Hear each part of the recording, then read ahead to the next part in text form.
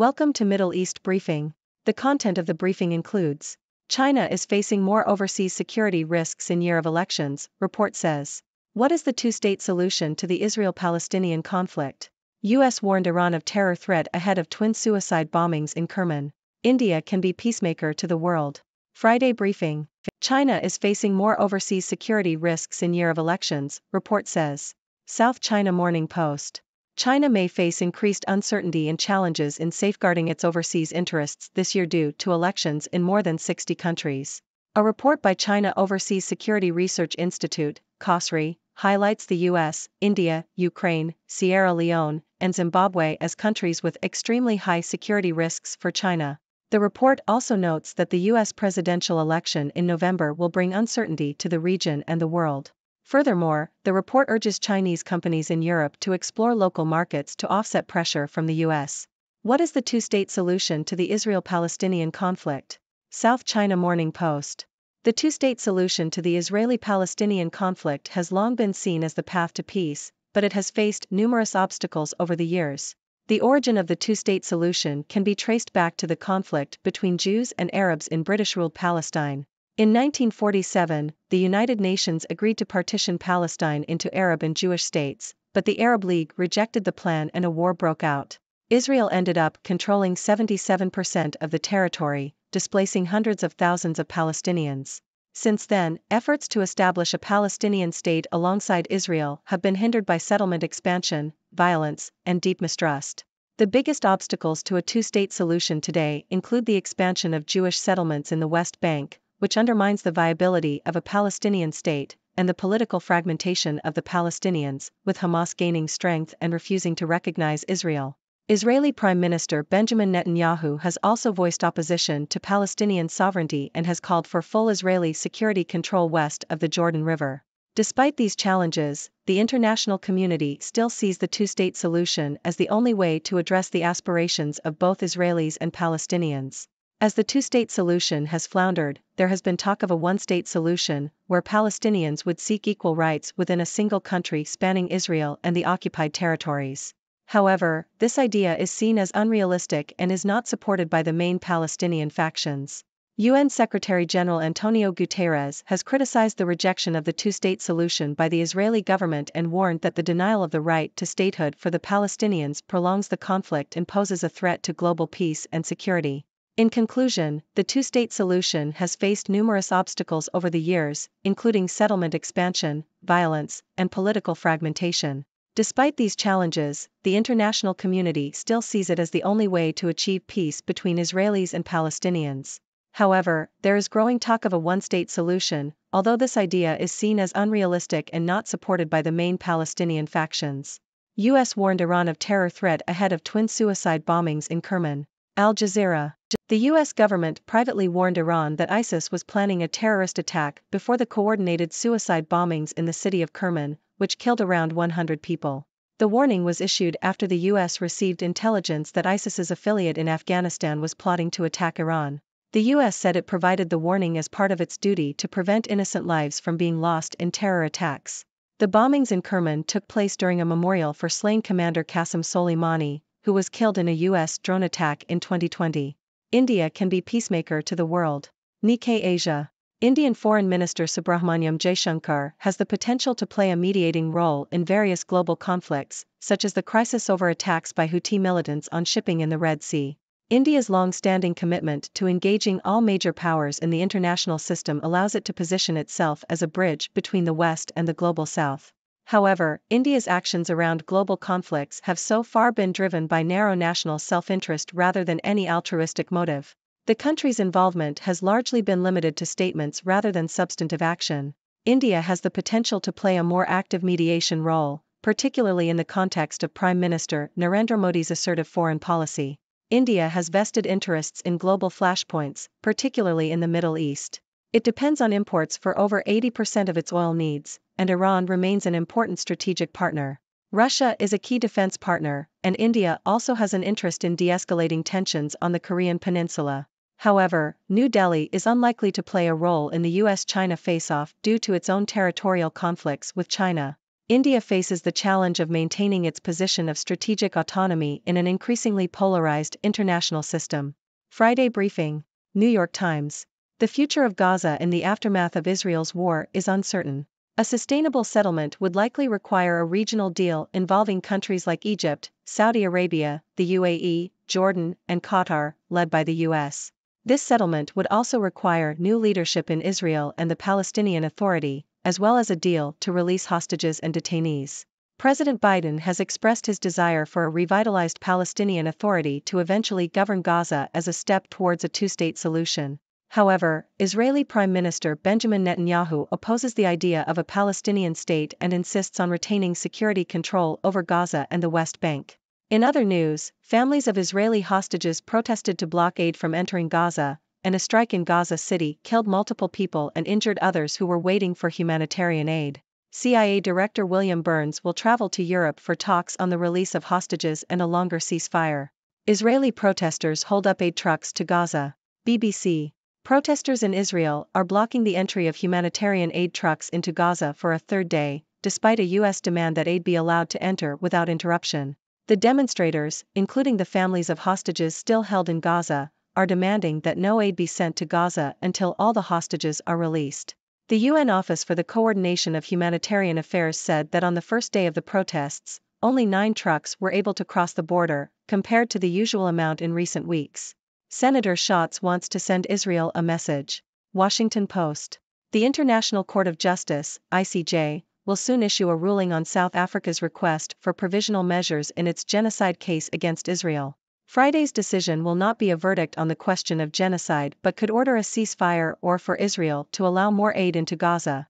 The ICJ case has added to international pressure on Israel to scale back or end its war against Hamas.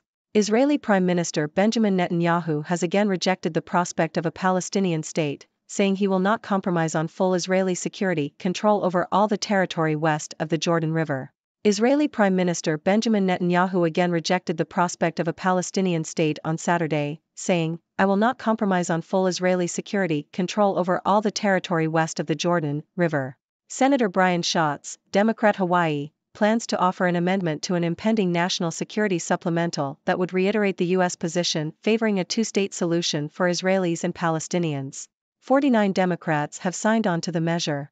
Senators Joe Manchin, Democrat West Virginia, and John Fetterman, Democrat Pennsylvania, and all Senate Republicans have not.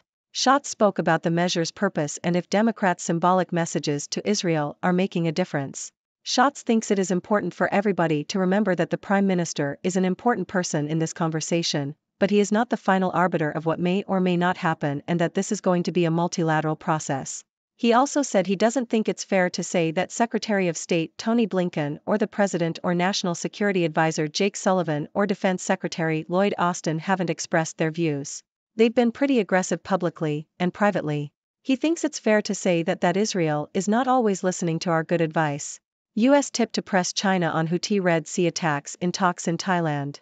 South China Morning Post. China may be pressured into intervening in the Red Sea attacks during 2 days of talks with a senior U.S. official. The U.S. has urged China to apply pressure on Iran over the attacks, which the Iran-backed Houthi militias have claimed are in response to Israel's military operation in Gaza. Thus far, China has expressed concerns but has not formally condemned the Houthis. However, it has suspended transits through the area, despite rising costs for Chinese companies. Analysts believe that China's reluctance to mediate is due to its desire to avoid becoming embroiled in a Middle East conflict. Qatar PM to meet Israel, U.S. intel chiefs on new Gaza captives deal. Al Jazeera. The directors of the U.S. Central Intelligence Agency, CIA, and Israel's Mossad are to meet with Qatari officials to negotiate a second deal to secure the release of captives held in Gaza and a pause in hostilities. The CIA's William Burns and Mossad chief David Barnea will meet with Qatari Prime Minister and Foreign Minister Sheikh Mohammed bin Abdulrahman Al Thani to discuss the release of about 130 captives still being held by Hamas and other Palestinian armed groups. The mediators are attempting to narrow the differences between Israel and Hamas on the duration of the truce and the number of captives to be released in exchange for Palestinians detained by Israel. House members tell Biden he must seek authorization for Yemen strikes. Washington Post. A bipartisan group of over 24 House lawmakers plans to send a letter to President Biden arguing that he must seek congressional authorization before launching additional strikes against the Houthis in Yemen. The lawmakers say that the strikes in Yemen do not meet the criteria for a national emergency that would allow Biden to bypass Congress. The House members signing the letter are mostly members of the Congressional Progressive Caucus and the Freedom Caucus, generally the most progressive faction of the Democratic Party and the most conservative group in the GOP respectively. Ladies and gentlemen, I am Dr. Six, your resident observer from the 6 Degrees world.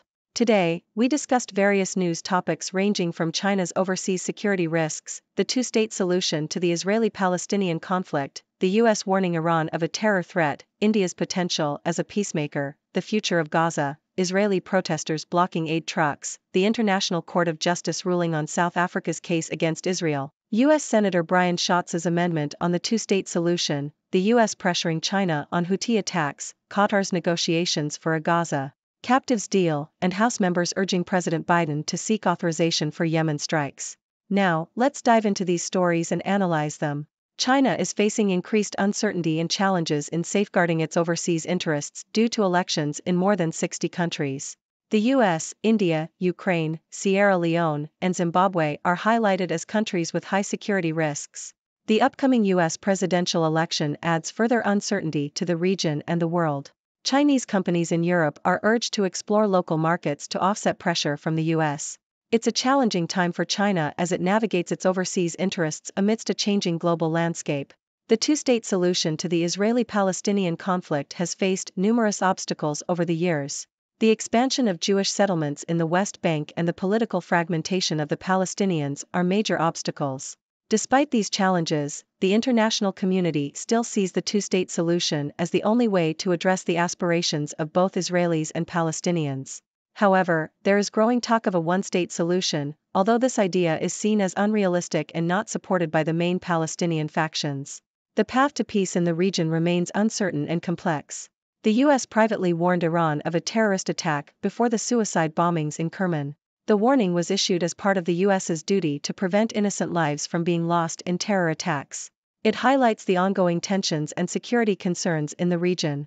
The situation between the US and Iran remains tense, and both sides are taking measures to protect their interests and prevent further violence. India has the potential to play a mediating role in global conflicts, but its actions have been driven by narrow national self-interest rather than altruism. India's strategic interests in the Middle East, especially with Iran and Russia, give it a stake in de-escalating tensions. However, India faces challenges in maintaining its strategic autonomy amidst an increasingly polarized international system. It remains to be seen how India will navigate its role as a potential peacemaker in global conflicts. The future of Gaza remains uncertain, and a sustainable settlement would likely require a regional deal involving various countries. President Biden has expressed his desire for a revitalized Palestinian Authority to govern Gaza as a step towards a two-state solution. However, Israeli Prime Minister Benjamin Netanyahu opposes a Palestinian state and insists on retaining security control. The situation is complex, with various stakeholders and conflicting interests at play. Protesters in Israel are blocking the entry of humanitarian aid trucks into Gaza, demanding the release of hostages held by Hamas. The situation highlights the deep divisions and grievances on both sides of the conflict. It is crucial to find a resolution that addresses the concerns of all parties involved and allows for the delivery of much-needed aid to the people of Gaza. U.S. Senator Brian Schatz plans to offer an amendment supporting the two-state solution for Israelis and Palestinians. The measure has garnered support from 49 Democrats but faces opposition from some Senate Republicans. The two-state solution remains a contentious issue, and it is important for all parties involved to engage in dialogue and find a mutually acceptable solution. Diplomatic efforts and negotiations are essential to achieving lasting peace in the region. China may be pressured by the US to intervene in the Red Sea attacks during talks in Thailand. The US has urged China to apply pressure on Iran over the attacks, but China has been reluctant to mediate to avoid becoming embroiled in a Middle East conflict. The situation highlights the complexities of international relations and the challenges of finding a resolution to regional conflicts. Qatari officials will meet with the directors of the CIA and Mossad to negotiate a second deal for the release of captives held in Gaza and a pause in hostilities. The mediators are attempting to bridge the differences between Israel and Hamas. The negotiations are a crucial step towards de-escalation and finding a peaceful resolution to the ongoing conflict.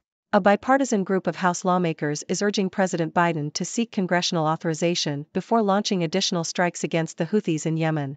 The lawmakers argue that the strikes do not meet the criteria for a national emergency that would allow the president to bypass Congress. The issue highlights the importance of checks and balances in foreign policy decisions and the need for congressional oversight. In conclusion, the news today highlights the complex and interconnected nature of global conflicts and diplomatic efforts. It is crucial for all parties involved to engage in dialogue, find common ground, and work towards peaceful resolutions. The path to peace is never easy, but it is essential for the well-being and security of all nations. Now, I invite you, my viewers, to join the discussion. What are your thoughts on these news stories? Do you have any questions or opinions? Let's hear what you have to say. Thank you for tuning in. The content above showcases the latest briefing reports and analytical synopses, thoughtfully curated by the 6Do team. These insights stem from a wide array of reputable media outlets, think tanks, government sources, and specialized experts worldwide. We encourage you to explore these sources for a comprehensive perspective. Keep in mind that while the content may not always align with the official standpoint of 6Do Brief, it's not meant to be taken as absolute directives for decision-making.